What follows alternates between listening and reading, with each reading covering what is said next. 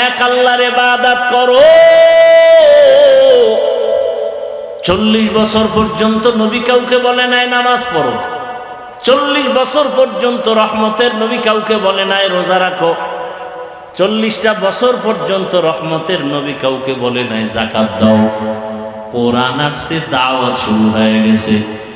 কি দাওয়াত? ইয়া আইয়ুহান নাস উবুদু রাব্বাকুমুল্লাযী খালাকাকুম, এক আল্লাহর ইবাদত করো।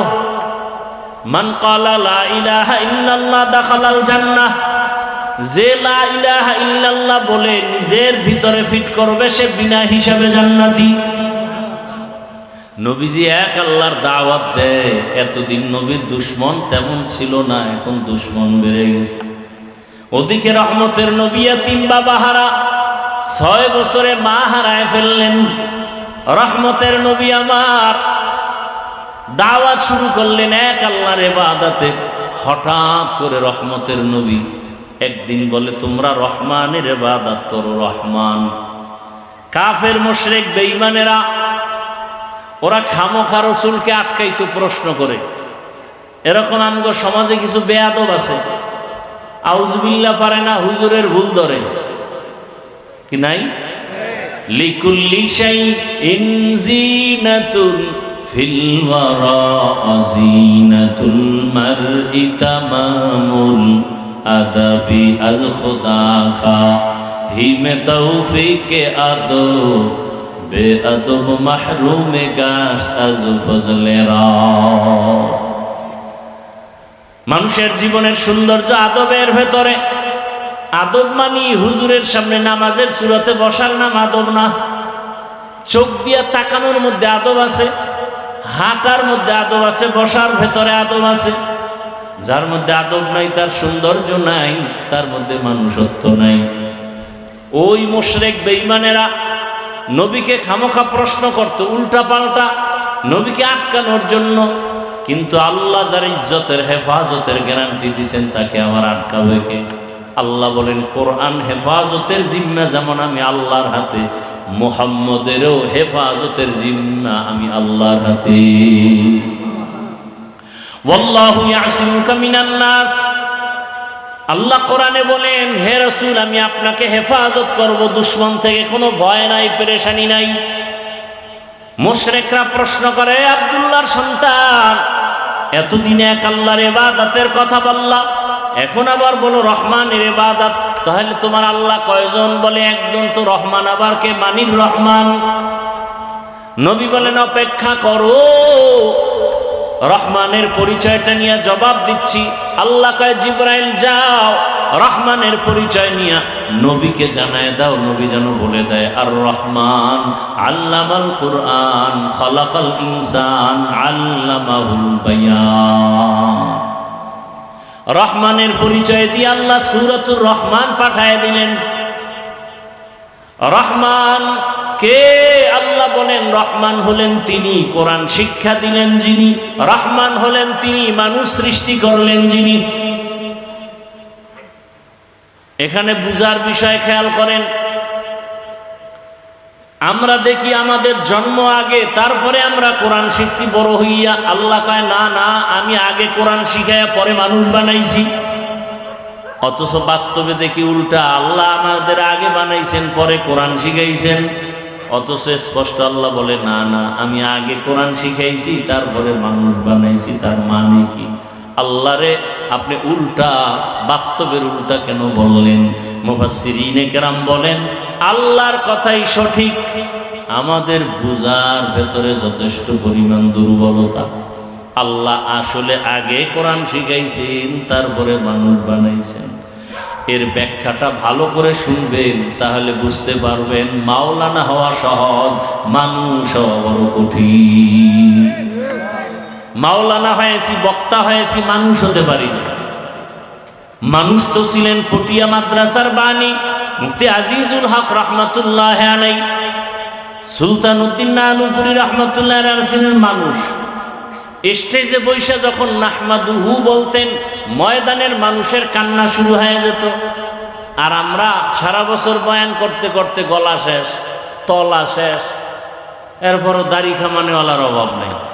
এই যে এই মাঠে এত আশেকে রসুল ফজরের নামাজ পড়ে নাই, জোহর পড়ে নাই, আসর পড়ে নাই, মাগরিব পড়ে নাই, এশাও পড়ে নাই, এমন আশেকে রসুলে প্যান্ডেলে নাই। এরা আশেক না ভণ্ড? নবীজি বলেন বাইনাল আব্দি ওয়া বাইনাল কুফরি তারকুস সালাহ। বেঈমান আর মুমিনের ভেতরে ব্যবধান নামাজ। বেঈমানেরা নামাজ পড়ে না, মুমিন যারা তারা নামাজ ছাড়ে না। আপনার থেকে জবাব চাই, নামাজ কত ওয়াক্ত? সুন্নাত না ফরজ? সপ্তাহে কয়দিন? শুক্রবার। বলেন বলেন, প্রতিদিন? মাঝে মাঝে নামাজ ছেড়ে দিলে কোনো সমস্যা নাই? সবই আপনি বলেন, পড়েন না কেন? কার অভিশাপ লাগাইছেন কপালে বলেন তো? নবীজি বলেন বেঈমানের পরিচয় নামাজ পড়ে না, মুমিনের পরিচয় নামাজ ছাড়ে না। কোথায় নামাজ? নামাজ জান্নাতের চাবি, আবার নামাজ জাহান্নামে নিবে। অনেকে সাপ্তাহিক মুসল্লি শুধু জুমা পড়ে, তাও পুরা পড়ে না। সালাম ফিরাইলে দৌড়, সালাম ফিরানো মাত্র দৌড় দিছে, বাসায় গিয়ে দেখে আর একজনের জুতা নিয়ে হাজির। সালামের পরে আরো 4 রাকাত সুন্নত আছে না নাই? এটা কেমন সুন্নত? না পড়লে কবিরা গুনাহ হবে। তাহলে আপনার কপাল এত খারাপ কেন যে আপনি জুমায় আইসাও পুরা নামাজটা পড়লেন না? এর কারণ হলো 5 ওয়াক্ত নামাজ যে পড়েন না, তার অভিশাপ। মাকুন সুসুতি নামাজে পাঞ্জগানা ফাওয়াইলুল লিল মুসাল্লিনাল্লাযীনা মুমিনারা ইনামাজ ইমদাদ দা ইস্তাঈনু আয়াতে কুরআবা আয়াতে কদ আফলাহারা ইয়াদকুন গৌর কুন্দর মানিয়াজ দিল সাদিকুন। ঘুম আসতেছে আপনাদের? এই বাঙালি কি রাতের বেলা ঘুমায় না, মোবাইলে আকাম করে? সারা রাত জেনা করে মোবাইলে, জেনা। হাসতেছেন মনে হয় আমি খুশির কথা কইছি না? লজ্জা থাকলে তো কান্না দরকার। ঘরে ঘরে মোবাইল দিয়ে জেনা করে। মা মোবাইল চালায়, চোখের জেনা, হাতের জেনা, জবানের জেনা, অন্তরের জেনা। ছেলেও মোবাইল চালায়, মেয়ে মোবাইল চালায়, স্বামীও মোবাইল চালায়। মনে হয় যেন পুরা ঘরটা জেনার আড্ডা চলে, জেনার আড্ডা। উচিত ছিল ঘুমের মধ্যে ঠাডা ভরা দরকার। শুধু রহমতের নবীর উম্মত হওয়ার কারণে আল্লাহ গজব দেন নাই। কিন্তু কপাল বড় খারাপ, এই জাতি সেই নবীকে এখনো পর্যন্ত চিনে না। যদি নবীরে চিনতিরে কপাল ভরা দাড়ির মধ্যে খুর লাগাইতে পারতি না। রসুলের কলিজা আঘাত। যারা দাড়ি কাটে আর ছাটে, দোনো দলের গুনাহ সমান। মোনাজাত দিলে দাড়ি কামানেওয়ালার মোনাজাত কবুল হবে না, কবুল হবে না, কবুল হবে না, কসম আল্লাহ। দাড়ি কামানেওয়ালাদের 24 ঘন্টা গুনায় কবিরা, 24 ঘন্টার সেকেন্ডে সেকেন্ডে কবিরা গুনাহ, কবিরা গুনাহ, কবিরা গুনাহ। দাড়ি যারা ছাটে, যারা কামায়, দোনো দলের একটারও মোনাজাত কবুল হবে না যদি তওবা না করে। আরো কঠিন কথা আছে, দরকার কি? খোদায় হেদায়েত না দিলে রসুলের বয়ানে হেদায়েত পায় না আবু জাহিল। আমি কে? কি নবীজির বয়ানে আবু জাহাল হেদায়েত পাইছে? কেন? নবীর বয়ানে ঝামেলা না আবু জাহিলের মধ্যে ঝামেলা? গর্ব সুরত আদমি ইনসাবুদে আহমদবু জাহলো হামেক সাবুদে আদমিরা আদমিয়ত লাজেমাস ঔদেরা গর্বুনা বাসুদ হি জমাস। কষ্ট হইতেছে? এরকম বয়ান সারা রাত শুনলে অসুবিধা কি যদি নামাজ না লাগে? এই বয়ানে তো মজাই আছে নামাজ ছাড়া। হ্যাঁ, একটুখানি নেকের তরে রোজ হাসরের মাঠেতে বাবা ঘুরবে ছেলের পিছে, ছেলে বাবার আগেতে। আহাতে মন কঠিন দিনেতে আল্লাহ কিন্তু ছাড়বে না, ঠিক মতো পড়িলে নামাজ জান্নাত তোমার ঠিকানা। আমার প্রাণের ভাই বোনেরা জলদি করে উঠে যাও, অজু করে তাড়াতাড়ি নামাজ পড়তে লেগে যাও। আহা নবী বেনামাজির শাফাআত করিবেন না, ঠিক মতো পড়িলে নামাজ জান্নাত তোমার ঠিকানা। ঘুমের চেয়ে নামাজ ভালো আর তুমি ঘুমাইও না, ঠিক মতো পড়িলে নামাজ জান্নাত তোমার ঠিকানা। ভাইরা আমার, রহমতের নবী বেনামাজির সুপারিশ করবেন না হাসরের মাঠে, বরং আল্লাহ রাসূল বলবেন সোহকান সোহকা, ভেগে যা, আমি তোর নবী না, তুই আমার উম্মত না। রহমতের নবী আমার অসুস্থ হইয়া জীবনের শেষ সময়ও নামাজের জামাতে হাজির হয়ে গেছে। এরে নবীর উম্মতের দল, চিনলাম না সেই নবী কেমন মায়ার নবী, যেই নবীজিকে এক নজর দেখার জন্য গর্তের সাপ অপেক্ষায় আছে, এক নজর রহমতের নবীরে দেখবে। কারণ ওই রহমতের নবীর ভিতরে এত পাওয়ার যে রহমতের নবীর চেহারার দিকে এক নজর দিলে 7 দিনের ক্ষুধা নিবারণ হয়ে যায়। সুবহানাল্লাহ না? সারাদিন বিড়ি টানলে ওই থতমায় ওই মুখে সুবহানাল্লাহ আসবে কিভাবে? সারাদিন জবানে গালি, সারাদিন জবানে গীবত শেখায়া।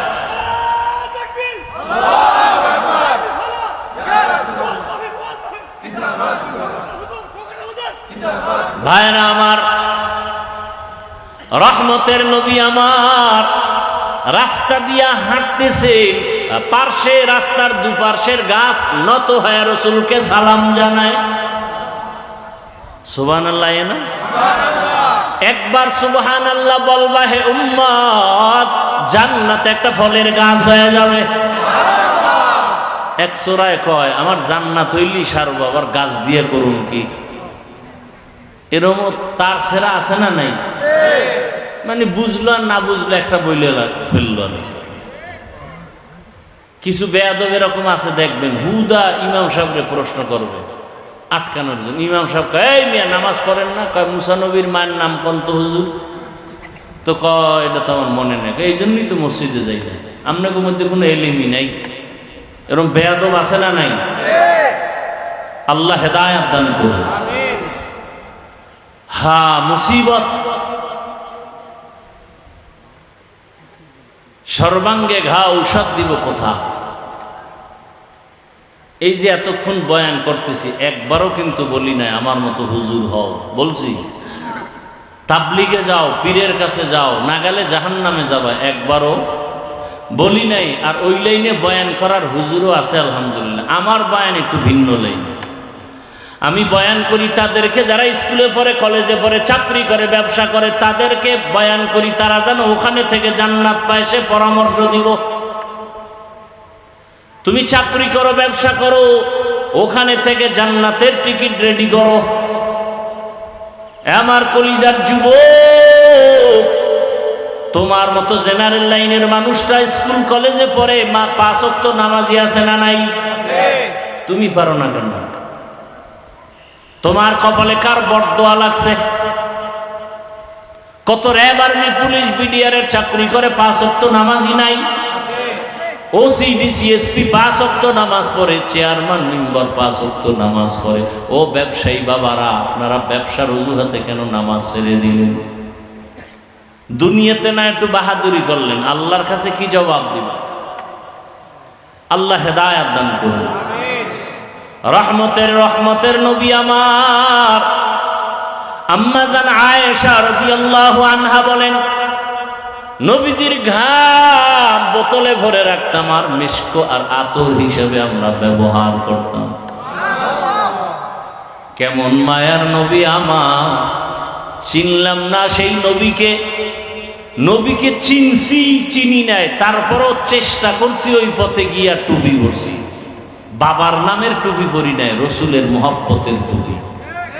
রসুলকে ভালোবাসি বিদায় দাড়ি রেখেছি, রসুলকে কলিজে দিয়া ভালোবাসি বিদায় প্যান্ট শার্ট ফালায় রসুলের পোশাক পরেছি। এই অন্ধকারে পালায় যাওয়া কি ভালো মানুষের অভ্যাস? ছি, লজ্জা আপনাদের জন্য। অন্ধকারে যাবেন, এটা কোন অভ্যাস?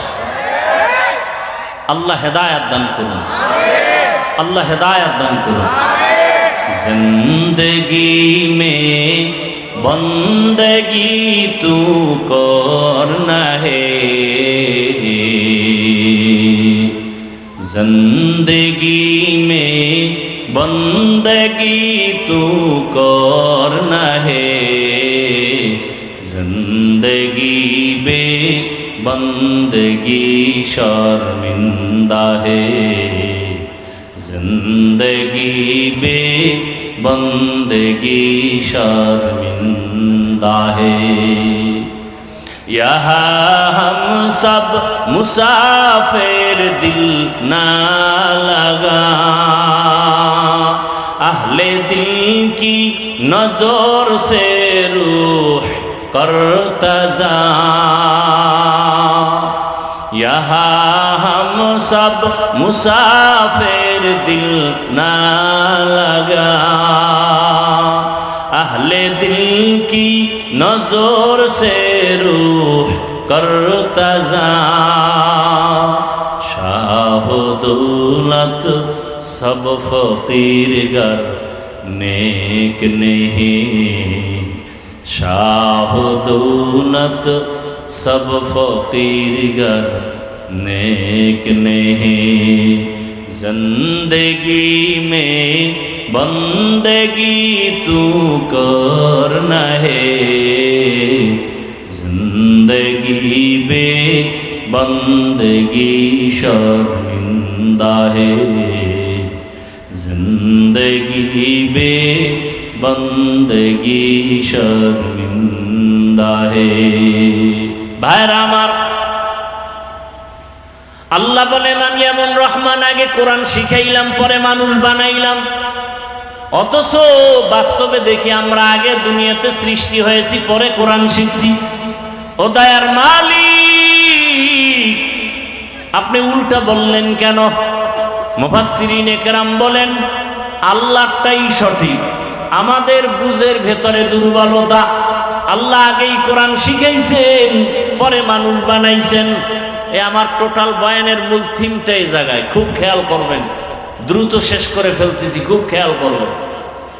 আল্লাহ তাআলা বলেন আমি আগে কোরআন শিখায় মানুষ বানাইছি, তার ব্যাখ্যা দিচ্ছেন মুফাসসিরিনে কেরাম। আল্লাহর কাছে মানুষ একদল জান্নাত পাবে, আর মানুষ আছে কয়েক দল। যেমন একদল মানুষের পরিচয় বংশগত মানুষ, আর একদল মানুষের পরিচয় জন্মগত মানুষ। আর আল্লাহর কাছে একদল মানুষের পরিচয় হলো গুণগত মানুষ। জান্নাত পাবে গুণের মানুষ, বংশের মানুষ জান্নাত পাবে না। গুণগত মানুষ জান্নাত পাবে, জন্মগত মানুষ পরিচয়ে জান্নাত পাবে না। আদম আলা নবিয়িনা ওয়া আলাইহি সালাতু ওয়াস সালাম আমাদের বংশদাতা বাবা, আমরা তার বংশের সন্তান, এই পরিচয়ে জান্নাত পাওয়া যাবে? যদি পাওয়া যায় তো হিন্দুরাও পাবে, বৌদ্ধরাও পাবে, না হবে না। আমার বাবার ঔরসে আমার জন্ম, আমার বাবা জন্মদত বাবা, এই পরিচয়ে জান্নাত পাওয়া যাবে না। একমাত্র গুণগত পরিচয়ে জান্নাত পাওয়া যাবে। গুণের মানুষ যারা, তারাই শুধু জান্নাত পাবে। এবার বুঝার চেষ্টা করেন গুণের মানুষ কাকে বলে। বুঝার আগে একটা মূল নীতি মনে রাখবেন, দুনিয়াতে যদি কেউ কোনো জিনিস বানায়, কোনো একটা কাজের জন্য বানায় না, এমনিই বানায়। আচ্ছা, এই যে মাইকে কথা বলি, মাউথ মেশিন টেনে ইউনিটের মাধ্যমে হরেন দিয়ে কথাগুলো দূরে সরায় দিতেছে, তাহলে এই যে বানানেওয়ালারা বানাইছে এমনিই না কাজের জন্য? কি কাজ? মাইকের আওয়াজটা দূরে দেওয়া, তাই তো? বাতিওয়ালা বাতি বানাইছে এমনিই না কাজের জন্য? কি কাজের জন্য? আলো দেওয়ার জন্য। ভালো করে মনে রাখবেন, যে ব্যক্তি যেই জিনিসটা যে কাজের জন্য বানায়, ওই কাজ হলো ওই জিনিসের গুণ। তাহলে মাইকের গুণ আওয়াজ দেওয়া, বাতির গুণ কি? পাখার গুণ কি? মানুষ বানাইছেন কেন বলেন? বিড়ি টানার জন্য, আলেমরে গালি দেওয়ার জন্য, বলেন, জানা থাকলে বলেন, মানুষ কে বানাইছেন? কেন বানাইছেন?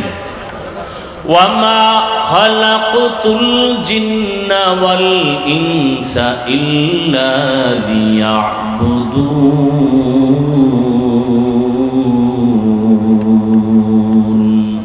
মা খালাকতুল জিন্না ওয়াল ইনসি বাখা জুজ ইবাদাত নিস্তে মাকসুদ আজ্জাহা।